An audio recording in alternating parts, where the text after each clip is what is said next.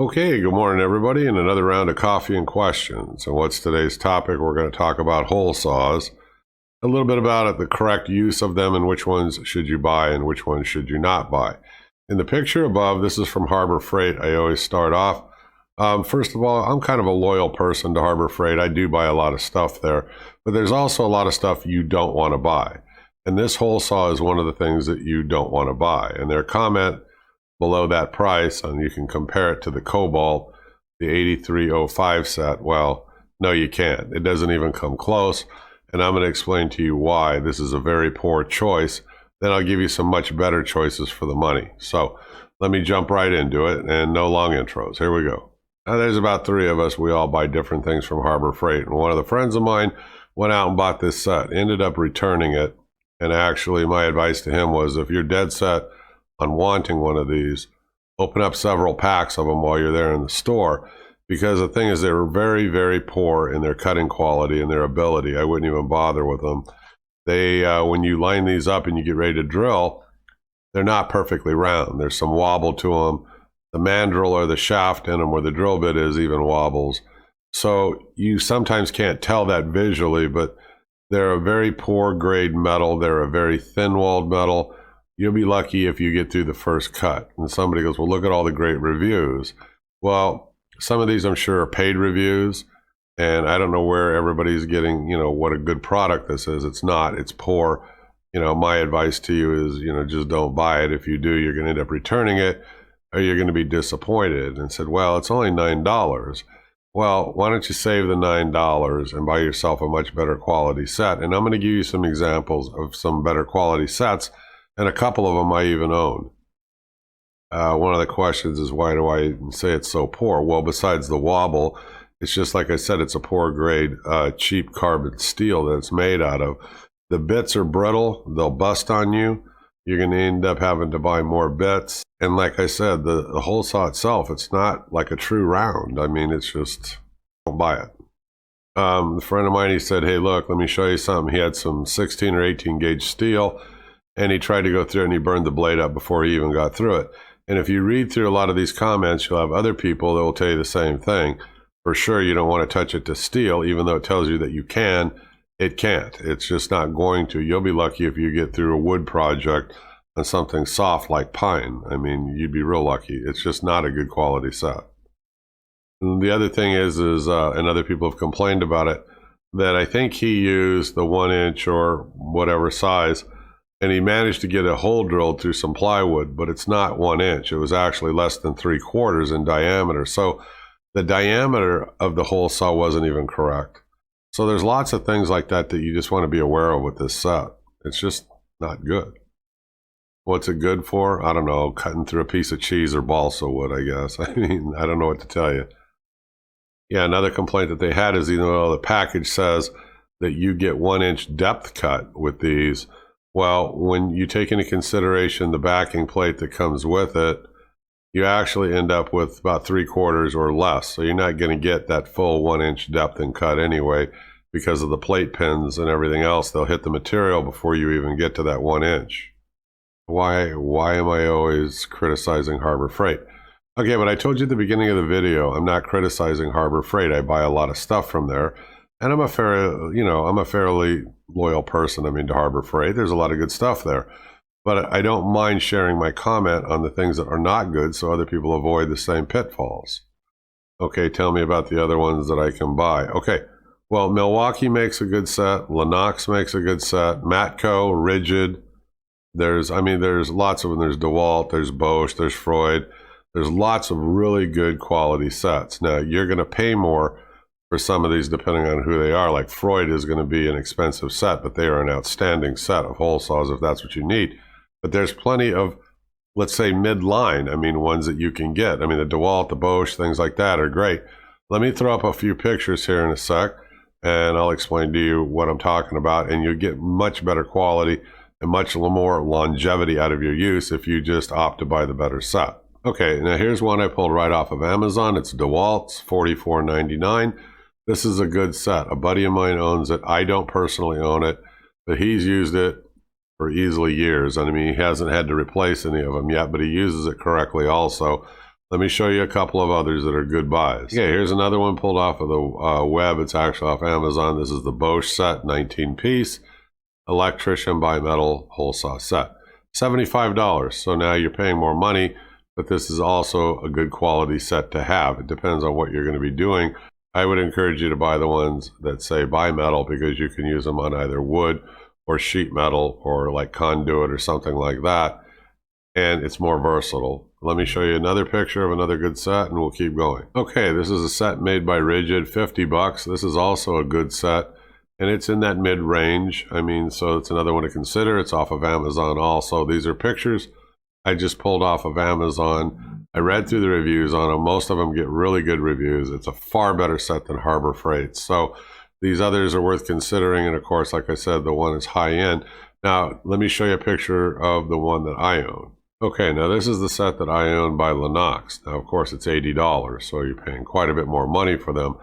But don't forget, I mean, like I said, you got the DeWalt and the others that are about half of that price, but they're still better than the ones that you get out at Harbor Freight. They'll last you for years. Just use them correctly and don't abuse them. I've had my Lenox set for years, and I haven't had to replace any of them yet. I do have one that's getting real dull. And somebody said, well, can you sharpen them? I suppose that you can.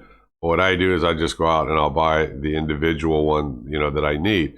And it could be from, I mean, another manufacturer, but you want to make sure they're going to line up in those mandrels. So you might take the mandrel with you to the store to make sure. But to answer your question, I'm just simply going to replace the blade when it dulls out that bad. So far, it hasn't. I'm not using them every single day like an electrician, a plumber, or somebody, but well, these are what they were generally meant for, you know, is pulling conduit and wire and things like that on construction sites.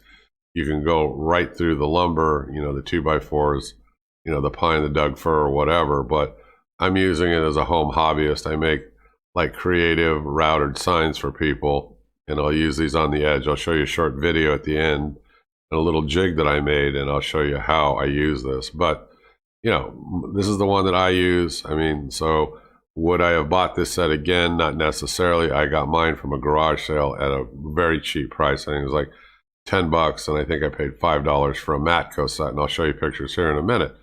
But if I had to go out and buy them, I would have looked at the Bosch, the DeWalt, Rigid. I mean, one of those. It would have done everything I needed it to do. In the construction trade, you want more durability, you might look at the Lenox. So the other thing to consider, like I said, is the Harbor Freight ones are thinner walled carbon steel. These, I mean, in these sets, like with DeWalt, Bosch, Rigid, and these, and even the Lenox, this is a thicker walled steel. The teeth are much sharper. They run in a true round fashion and not wobble on you like I said, the other set did. So these are worth considering. I mean, especially if you have a project where it's really going to matter. All of these, if you take a look, most all of them on Amazon, you don't have to buy, you know, these 18, 19-piece sets, 20 some odd piece, whatever. They make smaller sets and they make them in a lot of different sizes.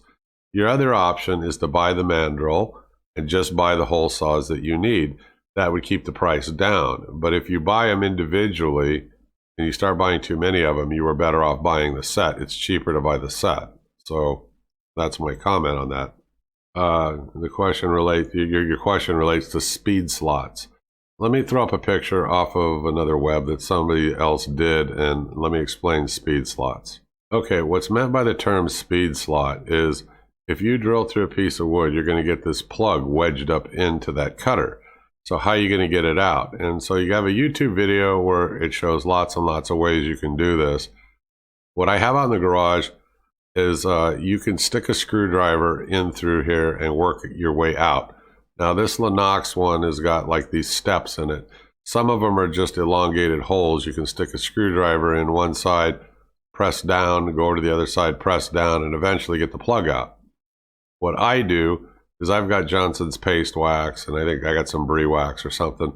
I just rub a little bit on the inside, not on the outside, because you don't want it to mess with the finish if you're doing something in, you know, woodworking. But on the inside, just above those teeth, I put just like a little tiny smear.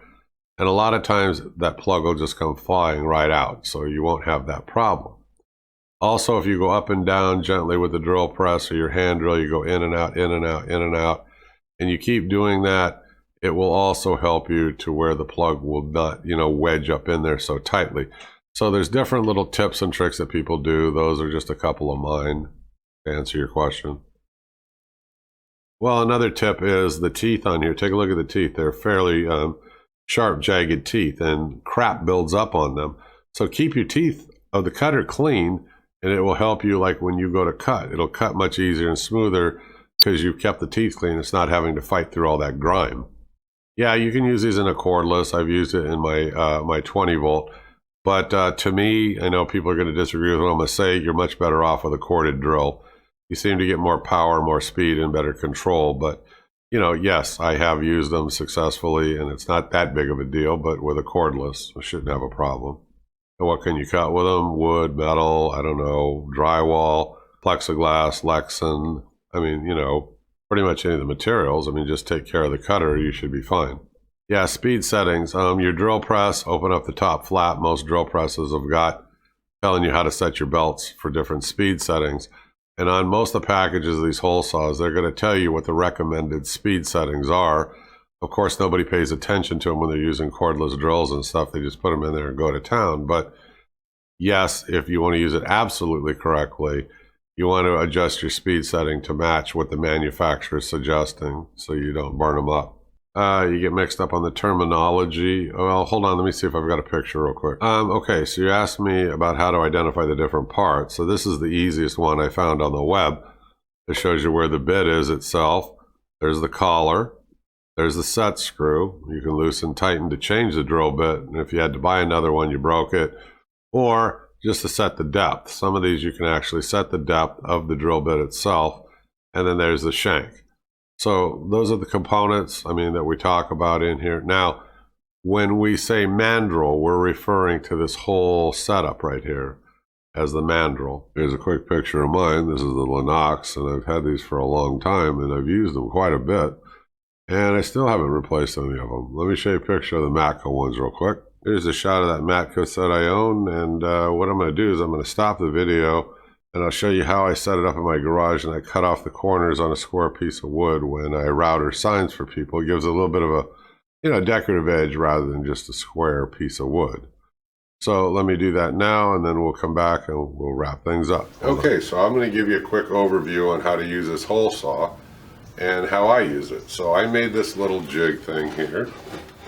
You can see where I put a couple of screws in on each one of these scrap pieces of board. And I got a scrap piece here. So I'm going to line it up, and all you got to do is come down and cut, and you'll notch these grooves in yourself. So it's not a big deal, but I've got this arc right here where I can line this up, and I've got my drill bit right here. It's going to come right down to one of those holes. So I know that's in like a perfect alignment. Okay, now I'm going to go ahead, I'm going to clamp this down, and I'll be right back. So what I'm going to do is I'm going to notch out these corners to make kind of like a frame. So I'm just using a scrap piece of wood to demonstrate this for you. When I turn this on, I'm going to come down slow. Now, this particular hole saw has got fine teeth in it. Now, not all of them do. Some of them are very coarse. And I got my pilot bit right in here if I needed it. Now, for this, because of the jig, I don't really need that pilot bit. I can get away without using it. But you're going to come down slow like this, and I'm going to just kiss it kind of, and then I'm going to lighten up, and then I'm going to come down, and then I'm going to keep going like this. And there's a reason, and I'll demonstrate.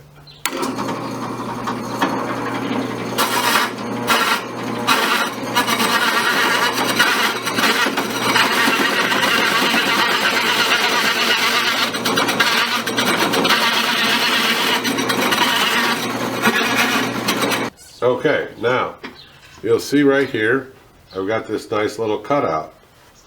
Okay, now if you're worried about it actually breaking out the back, I could cut halfway down. I can flip this board over and come in and do the other half, and then whatever tear, see there's a little tear out here. That tear out wouldn't be there, but this is for a sign that's going to hang, and I'm going to sand the back, so that'll go away anyway.